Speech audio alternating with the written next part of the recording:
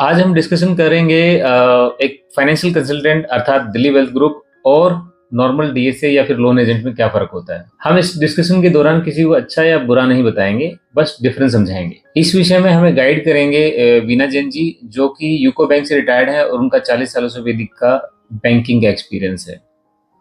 तो वेलकम वीना जी। नमस्कार मनोज जी। नमस्कार मनोज जी। नमस्कार जी मैम। अभी आपने बताया कि हम अभी चर्चा करने जा रहे हैं डीएसए और कंसल्टेंट के में क्या अंतर है।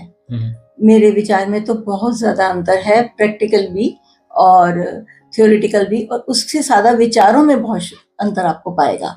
तो आप पहले अपना बताइए कि आप अपनी जो वर्किंग करते हैं उनमें आपको क्या फ़र्क पता लगा। मैम वर्किंग में देखिए, मैं तीनों रोल में रहा हूँ। मैं भी एक्स बैंकर हूँ और नौकरी छोड़ने के बाद सबसे पहला काम डीएसए का ही किया। अब डीएसए बनने के बाद फिर मैं आज की डेट में पिछले 7-8 साल से फाइनेंशियल कंसल्टेंट के तौर पे काम कर रहा हूँ। और फाइनेंशियल कंसल्टेंट में भी मैं सिर्फ इंडस्ट्रियल और कॉर्पोरेट फाइनेंस में डील करता हूँ, इसके अलावा किसी और तरह के फाइनेंस में नहीं। मनोज जी, अभी आपने कहा कि आप सिर्फ इंडस्ट्रियल या कॉर्पोरेट उद्यमियों के लिए काम करते हैं, तो मैं ये जानना चाहती हूँ कि आप कह रहे हैं कि आपके डीएसए और कंसल्टेंसी में बहुत फर्क है, तो कृपया आप मुझे ये थोड़ा सा डिफरेंस बता पाएंगे इन दोनों में क्या है और आप अलग तरीके से कैसे काम करते हैं। मैम बेसिक डिफरेंस तो सिंपल सा यही है कि जितने भी डीएसएज या लोन एजेंट्स होते हैं वो मेजरली डॉक्यूमेंटेशन पे ज़्यादा फोकस रखते हैं। दे आर मोर और लेस अ डॉक्यूमेंटेशन पर्सन।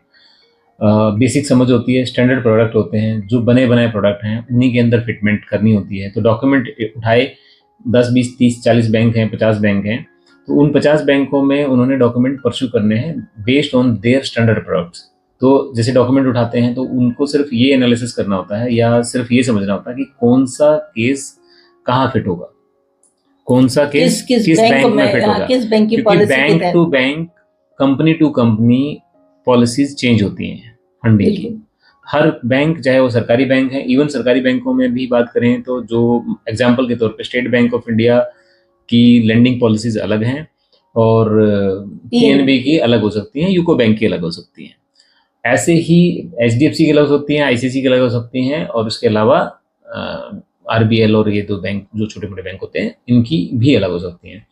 और ऐसे ही जो फाइनेंस कंपनियां हैं, जो एनबीएफसीज हैं, उनकी भी सबकी पॉलिसीज अलग अलग होती हैं फाइनेंस करने की।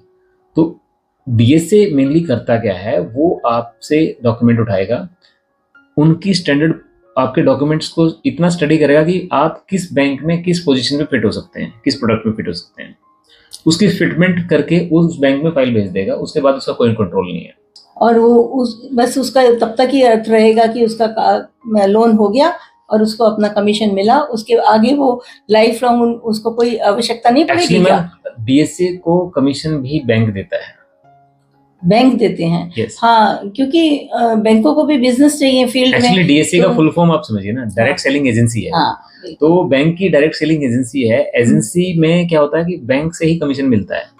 आजकल तो लीगली हम लोग डीएसए बनाते हैं, बैंकर्स बनाते हैं, तो इसलिए उनको कमीशन से तभी तक तो मतलब होगा, उसके बाद तो बैंक से इतने बड़े बड़े डीएसए हो गए हैं जो हर महीने हजारों करोड़ का, मतलब हजारों भी 15,000, 14,000, 15,000 करोड़ का बिजनेस कर रहे हैं, क्योंकि वो एक्सपर्ट हो जाते हैं डॉक्यूमेंटेशन बनाने में, पॉलिसी के तहत डॉक्यूमेंट लाने में एक्सपर्ट हो चुके हैं। देखिए 2-3 चीजें हुई हैं। एक तो क्या है, टेक्नोलॉजी जैसे बढ़ी है, टेक्नोलॉजी के साथ साथ कस्टमर भी, कंज्यूमर भी अवेयर हुआ है। डॉक्यूमेंटेशन पहले जब पीडीएफ में नहीं आता था, आज की डेट में हर चीज पीडीएफ में अवेलेबल है, चुटकियों में अवेलेबल है।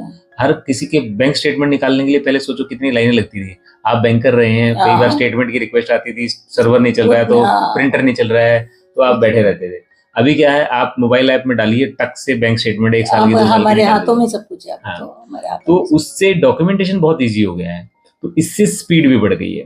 लेकिन जब हम बात करते हैं कमर्शियल लैंडिंग की, तो वहां सिर्फ डॉक्यूमेंटेशन काम नहीं आता, वहां डीप एनालिसिस चाहिए, रिसर्च चाहिए, क्योंकि क्या है, आपको फंडिंग एक बने बनाए प्रोडक्ट तो हैं, बट उनको कस्टमाइज करवाना पड़ता है based on your working style, based on your operating cycle and based on your actual exact requirement.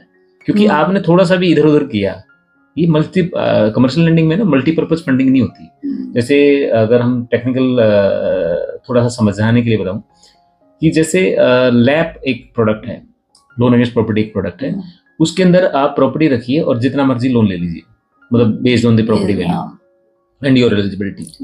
और वो लोन आपके पास आपके अकाउंट में आने के बाद आप उस पैसे का जो मर्जी इस्तेमाल करिए, बैंक आपसे पूछेगा नहीं। कमर्शियल लैंडिंग में वो एक बहुत बड़ी दिक्कत है। अब आप मतलब ऐसा बोलना नहीं चाहिए, but you can use it as gambling, मतलब आप जाके कसिनो खेल सकते हो उससे। गैम्बलिंग भी कर लेगा। और जो कमर्शियल बैंकिंग हम देते हैं, हम जब दिया करते थे तो हमें उत्पादक कार्यों के लिए ही सिर्फ लोन देते थे, और उसको फॉलो की जाता है बिल्कुल एग्जैक्ट महीने की महीने। हाँ, जिस जो वो बता रहा है अपना व्यापार, उसी व्यापार के लिए, उसके अलावा और कोई व्यापार नहीं। व्यापार में भी एग्जैक्ट एक एक पॉइंट कैप्चर होता था कि ये पैसा इसके लिए जाना है। हर महीने स्टॉक स्टेटमेंट जानी है, जहां बिलिंग की डिटेल आनी है, आपने कितना माल परचेज किया उस बिल की डिटेल, आपने कितना माल सेल किया उसकी बिल की डिटेल, आइटम वाइज आपका स्टॉक स्टेटमेंट कि भाई आइटम वाइज कितनी कितनी स्टॉक हमारे पास है, रॉ मटेरियल का अलग है, फिनिश गुड का अलग है, सेमी फिनिश्ड गुड का अलग है।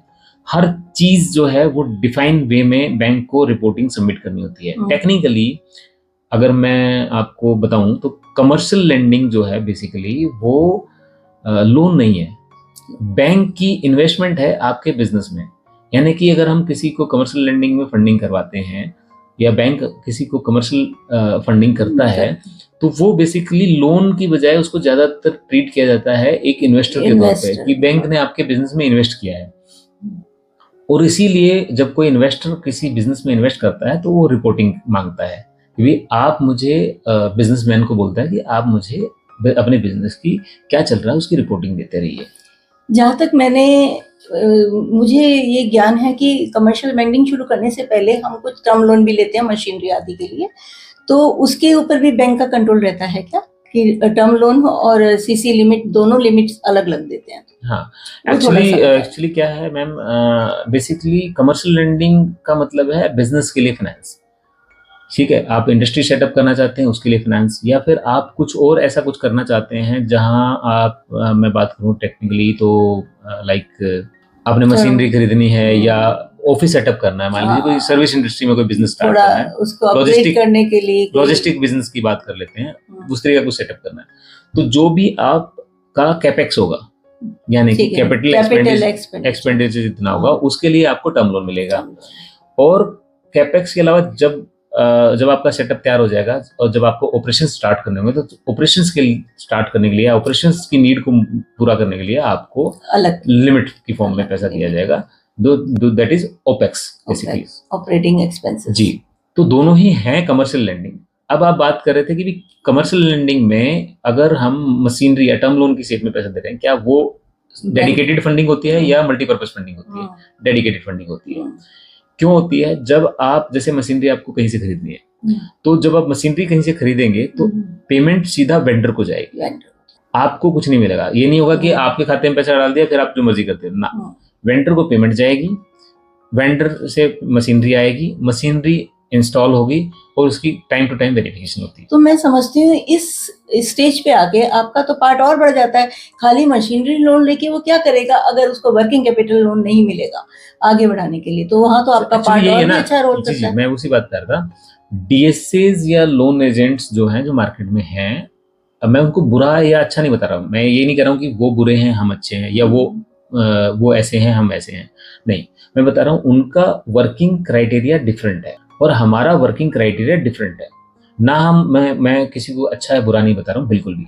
हमारा काम करने का तरीका, हमारा रिस्पॉन्सिबिलिटी, हमारा सिस्टम, ओवरऑल सब कुछ अलग है एक नॉर्मल डीएसए और एक लोन एजेंट से, क्योंकि हमें इन डेप्थ एनालिसिस करना होता है मल्टीपल टाइम्स। आप देखिएगा, जैसे मैं छोटा सा एग्जांपल दूं, 2 दिन पहले ही हमने एक मीटिंग की थी जैन साहब से, तो अब वो 30 करोड़ का प्रोजेक्ट लगाना चाहते हैं और 30 करोड़ के प्रोजेक्ट की जब मैंने डिटेल पूछनी शुरू की तो उनके पास कोई एनालिसिस ही नहीं था, उनके पास प्रोजेक्ट रिपोर्ट छोड़िए बेसिक कॉस्ट एनालिसिस नहीं था कि मेरा कितना पैसा कहाँ होगा। अब वो सारी चीजें, उन सारी चीजों में हेल्प करना, अब होता क्या है, वो एक बिजनेसमैन, उसके पास फाइनेंशियल मैनेजमेंट का या डेटा मैनेजमेंट का, रिकॉर्डिंग का उनको इतना नॉलेज नहीं होता। They usually depend on CEOs, accounts और बाकी सारी चीजें। वो तो ये भी नहीं समझ पा रहे थे कि आपकी बताई हुई 3 स्कीम में से कौन सी स्कीम उनके लिए बेनिफिशियल है या किस में जाके वो अपना आगे ग्रोथ कर सकते हैं। हाँ, तो ये सारी चीजें ना अब हमें सबको समझाना होता है कि एग्जैक्टली हम क्या कर सकते हैं आपके लिए और आपके लिए क्या बेनिफिशियल रहेगा, कैसे हम आपकी आपके बिजनेस के हिसाब से जो बैंक से मिलने वाले फंड है उसको कस्टमाइज करवा सकते हैं। इसमें सबसे एक इम्पोर्टेंट बात ये है मैम कि इट्स नॉट लाइक कि हम कुछ किसी को सजेस्ट कर रहे हैं, we guide them, end to end solution की तरफ लेके जाते हैं। बेसिकली आप उनको बहुत अच्छा फीडबैक देते हो, तो एक तरह से आप उनके लिए एक दमदार बलवान माता है पिता की तरह बन गए हो। नहीं उस तरीके से तो नहीं, इट्स ए प्रोफेशनल प्रोफेशनल है, लेकिन आप ये देखिए ना कि जिसको यही नहीं पता कि मैं अपने उसमें क्या वो कौन सी स्कीम की मतलब किस रास्ते चल के मुझे आगे मंजिल मिलेगी। अब मैं एक छोटा सा एग्जांपल देता हूँ, रास्ते को छोड़ दीजिए। मार्केट में मतलब आप भी, आई एम श्योर आप जो भी देखने वाले लोग हैं, आप अपना इनकम टैक्स रिटर्न जो है वो चार्टर्ड अकाउंटेंट से फिल करवाते हैं, ठीक है। जनरली सबको ये पता है कि मेरा income tax return chartered accountant fill करता है। अब गलत है, चाहे आप बड़ी से बड़ी कंपनी क्यों ना चला रहे हो, आप जरा अपना एक पेज का जो इनकम टैक्स रिटर्न फॉर्म होता है, जो भी ITR 1, 2, 3, 4, 5 जो भी आपका है 6, उसको आप पढ़िए। लास्ट पैरा में लिखा होता है कि रिटर्न किसने फाइल की, रिटर्न एग्जैक्टली आपने फाइल की होती है। तो एक नॉर्मल कंज्यूमर को अगर इतनी छोटी सी बातें नहीं पता है कि आपका मतलब इनकम टैक्स रिटर्न, मैं फॉरगेट अबाउट बहुत बड़े बिजनेसमैन की, आई एम टॉकिंग अबाउट छोटे छोटे जो हमारे सैलरीड पर्सन हैं जिनको 5 लाख 7 लाख 10 लाख रुपए का एनुअल पैकेज है जिनका, वो लोग जो है अगर अपना रिटर्न फाइल करवाते हैं किसी CA से और उसकी रिटर्न के ऊपर लिखा होता है कि फाइल जो है आपने खुद ने की है, तो इतना गैप है इंफॉर्मेशन का, चीज़ों का, स्ट्रक्चर का, जो कि अगर हम बात करें नॉर्मल फास्ट मूविंग जो लोन डिपार्टमेंट हैं जिनमें जैसे हाउसिंग लोन से बहुत फास्ट मूविंग होता है, 10 दिन 5 दिन का काम होता है, 5 दिन में वो इधर से उधर लोन हो जाना होता है, हमें 5 दिन तो डॉक्यूमेंट नहीं कंप्लीट होते। वो commercial landing is totally different. मैं ये कहना चाह रहा हूँ, अगर एक डॉक्टर हार्ट सर्जन है तो उससे आप जो है किडनी का इलाज नहीं करवा सकते हैं, आपको हार्ट स्पेशलिस्ट के पास ही आना पड़ेगा। कमर्शियल लैंडिंग के लिए अगर आपको पैसा चाहिए, आपको बिजनेस के लिए पैसा चाहिए, डेडिकेटेड फंड चाहिए, तो आपको फाइनेंशियल कंसल्टेंट के पास ही आना पड़ेगा। स्पेसिफिकली हमारे जैसे फाइनेंशियल कंसल्टेंट जो सिर्फ इंडस्ट्रियल और कॉर्पोरेट फंडिंग में ही डील करते हैं, उसके अलावा कहीं नहीं। इसीलिए आपको इन फंडिंग्स में पाई जाने वाली कमजोरियां और पाई जाने वाली मजबूतियां, आप जो आंकड़ों में खेलते हैं, आंकड़ों में खेल के बहुत जल्दी पहचान लेते हैं, वो भी हैरान होते हैं जो उद्यमी है कि हमारी ही किताबों में सब कुछ है और हमें ही कुछ नहीं पता। तो इस विषय पे थोड़ा सा बताइए। मैम, किताबों का एग्जांपल तो मैं पहले दे चुका हूँ। आप इनकम टैक्स रिटर्न जो एक पेज, सिंगल एक पेज का इनकम टैक्स रिटर्न होता है, उसको लोग नहीं पढ़ पाते हैं, उनको नहीं आइडिया कि भी उस पेज में लिखा गया है। किसी भी लेडी से forget about the balance sheet, नहीं, आप किसी भी लेडी से पूछिए तुम्हारी इनकम टैक्स किससे भरी है, वो कहेगी मेरे पति ने भरी। ये सारी चीजें तो है ही। और बिजनेसमैन से पूछिए वो किसने भरी है, CA ने भरी है चीजें। अब ठीक है, देखिए गैप है, नॉलेज की कमी है या टाइम की कमी है। जितना आप इंडस्ट्री मैनेज कर रहे हैं तो आपके पास अपनी सारी चीज़ों को देखने का टाइम नहीं है। आपने सेपरेट डिपार्टमेंट बना रखे हैं जिसके लिए आपने लोग अपॉइंट कर रखे हैं जो आपके लिए काम करते हैं, बट स्टिल बेसिक नॉलेज की उनको भी कमी है, बिकॉज वो उस माइंड सेट के साथ आपके पास जॉब करने ही नहीं आए हैं दैट उनको कंपनी चलानी है। वो उस माइंड सेट के लिए काम करने आए हैं दैट बॉस आप उनको अटेंडेंस लगानी है और जो काम दिया गया है वो काम करना है और तनख्वाह लेनी है। उनको कोई लेना देना नहीं आपकी कंपनी डूबे या काम करे ना करे, आपको फाइनेंशियल मैनेजमेंट करनी है नहीं करनी है, कितने %, हार्डली 2, 4, 5%, 10%। मनोज जी, एक मैंने आपकी बड़ी विशेषता देखी, गुण देखा कि जब आपके पास आपके डेस्क पे कोई अपने पेपर लेके आता है, अपनी समस्या लेके आता है, तो उस समय आप वो सारा पढ़ते हैं। वो सोचता है कि मैं आ गया और बस मनोज जी की तो रेपुटेशन ऐसे ही लोन करा ही देगा, लेकिन इत्तेफाक की बात है कि आप उनको गाइड करते हो कि आप 2-3 महीने तक अपने इस तरह से पेपर ठीक करो, आपने गलत एंट्रियां करी है उसके बाद आना। उस समय मैं आपको देखती हूँ कि आप एक बहुत अच्छी तरह से, कोई लालच नहीं होता आपका, कोई पैसे नहीं होते, फिर भी उनको इतना अच्छे से गाइड करते हैं और वो लोग आते हैं आपके पास। तो ये तो आपका लॉन्ग टर्म रिलेशनशिप जो बनाया हुआ है वो बहुत अच्छी बात है। मैम, आपने देखा होगा टेक्निकली दिन भर में हम करीबन 5-7-10 कस्टमर को मना करते हैं, हम आपका काम नहीं करेंगे या नहीं कर पाएंगे। और डीएसएस क्या करते हैं, आना चाहिए, आना चाहिए, बस इस बैंक से नहीं उस बैंक जाऊंगा, 50 बैंक है, छोटी छोटी एनबीएफसी बनी हुई हैं, कहीं ना कहीं से तो कुछ ना कुछ हो ही जाएगा। और यकीन मानिए जो आदमी मार्केट में लोन लेने के लिए निकला है उसको लोन मिल जाता है, वो कितना ही बड़ा डिफॉल्टर क्यों ना हो, कितना ही बड़ा कुछ ना हो। I am talking about smaller ticket size loans और स्पेशली जो पर्सनल सेगमेंट के लोन्स हैं। इंडस्ट्रियल सेगमेंट में और कमर्शियल फंडिंग में थोड़ा चीज़ें ज़्यादा वास्ट होती हैं, डॉक्यूमेंटेशन ज़्यादा होते हैं, तो वहाँ इतनी आसानी से लोन नहीं मिलते हैं।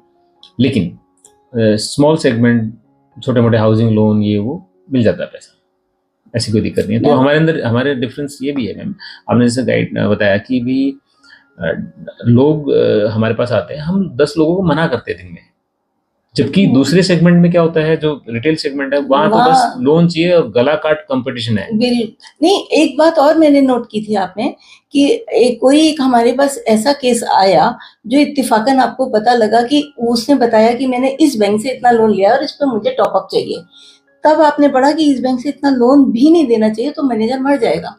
आपने ना सिर्फ उसे मना करा, उल्टा आपने उस मैनेजर को भी आपने आगाह करा। मतलब ये तो आपकी एक सामाजिक सेवा हो गई ना कि भैया तुम अपनी नौकरी खो देगा, ये तूने गलत है, अब इसको और टॉपअप मत कर देना। और पर्सनली जाके समझाया, ये मैंने देखा आपको। समटाइम्स होता है कि मैम लैक्स होती हैं या किसी ऑफिसर ने कुछ गलत इन द सेंस की असेसमेंट गलत होती है, बेसिकली इंटेंशन ना गलत नहीं होती, असेसमेंट गलत हो जाती है, नॉलेज नहीं होती, इस कारण हो जाता है गलत। नॉलेज भी होती है समटाइम। देखिए क्या है कि जब आप जॉब पे हैं तो you have multiple type of pressures, आपको हजारों तरह की MISs देनी है, रिपोर्टिंग करनी है, तो मल्टीपल प्रेशर्स हैं। समटाइम्स कोई चीज है ओवरलुक हो गई, तो उस छोटी सी चीज को ओवरलुक होने से ना पैसा फंसता है, और पब्लिक मनी है ये। अगर पब्लिक मनी फंसता है तो सिर्फ बैंक का लॉस नहीं है, मेरा आपका सबका लॉस है, क्योंकि हमारी पब्लिक का ही तो पैसा है। हाँ, हमारा ही पैसा है। जो लोन की तरफ से मिल रहा है, जो लोन लेने वाले हैं उनको भी उन्हीं का पैसा तो मिल रहा है। मंथली स्टॉक स्टेटमेंट को इम्पोर्टेंस नहीं दी गई कहीं पर भी, जो आप समझाते हो सबको, मैनेजर को भी समझाते हो, जिनसे आप मैम ये सबसे ज्यादा इम्पोर्टेंट तो जो है ये क्लाइंट को समझने की जरूरत है कि वाई मंथली स्टेटमेंट जो स्टॉक स्टेटमेंट है वो उसको प्रिपेयर करनी चाहिए। भाई उसको अपने महीने का, हर महीने का, इवन हफ्ते का उसके पास रिकॉर्ड होना चाहिए कि उसका धंधे में क्या चल रहा है, बिजनेस कैसे अप्स एंड डाउन चल रहा है, स्टॉकिंग कैसे हो रही है, कि कहाँ से पेमेंट अटक रही है। ये रोल है आपका, ये रोल मैं पहचान रही हूँ, ये रोल है आपका कि जो जिनको इग्नोर कर रही हैं छोटी छोटी बातों को, मंथली स्टॉक स्टेटमेंट हो गई हैं, और आपने कितनी बार जाके देखा कि वो मंथली स्टॉक स्टेटमेंट में इतना कुछ वो स्टॉक दिखता है और वो जाके वहां देखो तो कुछ भी नहीं होता, और विजिट करने का, फॉलोअप करने का आदत ही नहीं है, अपने कंफर्ट जोन से निकलते ही नहीं है मैनेजर।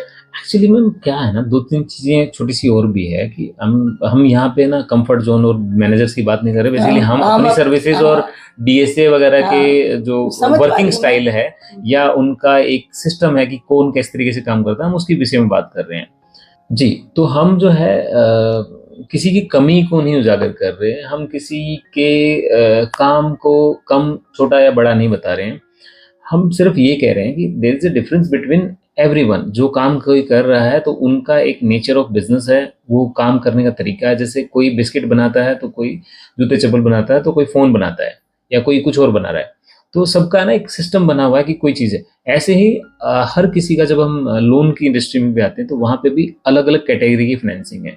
इवन रिटेल सेगमेंट में, पर्सनल सेगमेंट के लिए बहुत सारे, पर्सनल लोन के लिए बहुत सारे लोग हैं जो पर्सनल लोन ही करते हैं और कोई लोन का डील नहीं करते। बहुत सारे लोग हैं जो बिजनेस लोन ही करते हैं, वो हाउसिंग लोन नहीं करते। बहुत सारे लोग हैं जो हाउसिंग लोन और अगेंस्ट प्रॉपर्टी यानी प्रॉपर्टी से संबंधित लोन ही करते हैं, वो बिजनेस लोन नहीं करते या पर्सनल लोन नहीं करते। तो उन्होंने भी अपने सेगमेंट बांट रखे हैं। अब लेकिन लोन और लोन में फर्क होता है, ये जो है ये पार्टी को समझना जरूरी है। ये हमारे जो कंज्यूमर है, जो कस्टमर है, हमारे बिजनेस ओनर्स हैं, उनको ये समझना जरूरी है। जब आप हाउसिंग लोन के लिए जा रहे हैं तो किसके पास जाएं, आप कमर्शियल लेंडिंग के लिए जा रहे हैं या अपनी फैक्ट्री के लिए फाइनेंसिंग चाहिए, मशीनरी के लिए फाइनेंसिंग चाहिए, तो किसके पास जाएं। अब एक बात बताइए, एक बहुत बेसिक सा एग्जांपल मैं आपको दूं तो हमारे सिस्टम में अगर मान लो किसी को कोई एक्सपेंशन करना है, मशीनरी ऐड करनी है, मशीनरी ऐड करने के साथ साथ क्या उसको एनहांस्ड वर्किंग कैपिटल की रिक्वायरमेंट नहीं पड़ेगी? भाई आज वो पुरानी मशीनरी के साथ 5 करोड़ का काम कर रहा है, नई मशीनरी ऐड होने के बाद 10 करोड़ का काम कर पाएगा, लेकिन 10 करोड़ का काम तो तब कर पाएगा ना जब उसको मशीनरी लगने के बाद उस मशीन को चलाने के लिए वर्किंग कैपिटल मिलेगी। और उसकी असेसमेंट कैसे होगी, और उसकी असेसमेंट क्या पुरानी मशीनरी के हिसाब से होनी चाहिए? नहीं होनी चाहिए, क्योंकि पुरानी मशीनरी हो सकता है पुरानी टेक्निक पे हो और नई मशीनरी हो सकता है नई टेक्निक के हिसाब से काम करे। तो कंजम्पशन ऑफ मशीनरी की, रॉ मटेरियल की कंजम्पशन पुरानी मशीनरी पे किस तरीके से चलनी थी, नई मशीनरी की कॉस्टिंग कैसे निकलेगी, वर्किंग ऑपरेटिंग साइकिल की, sorry working operating cycle change हो जाएगा, वर्किंग ऑपरेटिंग साइकिल चेंज हो जाएगा, प्रोडक्शन के साइकिल चेंज हो जाएगा, प्रोडक्शन साइकिल चेंज होने के साथ साथ आपका सारा स्ट्रक्चर चेंज हो जाता है। तो वो सारा स्ट्रक्चर चेंज करके उसको पेपर पे लाना, प्रेजेंटेशन देना और उसके तहत लोन करवाना। और उम्मीद से जितना उनको रिक्वायरमेंट है उनको पता ही नहीं है, और अपनी रिक्वायरमेंट भी थोड़ी सी समझते हैं। रिक्वायरमेंट तो समझने वाली बात है ना। रिक्वायरमेंट तो आप ही बताते हो कि नहीं बॉस आपने नई मशीनरी लगाई है, आपकी रिक्वायरमेंट तो यहाँ तक है मिनिमम, तो वो भी आप मैंने आपको कहते सुना है उनसे। आप एक चीज मार्केट में आप मशीनरी फाइनेंस के लिए जाइए, और सॉरी आपने एक्सपेंशन करना है तो लोगों को समझ के आ गई मशीनरी का लोन लेता हूँ, जैसे मशीनरी का लोन लेते हैं साथ के साथ उसको यही रिटेल सेगमेंट के जो अपने फाइनेंस एडवाइजर्स हैं, डीएसएज हैं, लोन एजेंट्स हैं, ये उनको गाइड करते हैं, बस मशीनरी चलाने के लिए क्या मिलेगा आपको, बिजनेस लोन। वही 3-4 साल के बिजनेस लोन जो 18-20% के रेट पे आते हैं, जबकि उसको मशीनरी चलाने के लिए प्योर वर्किंग कैपिटल चाहिए, लिमिट में पैसा चाहिए।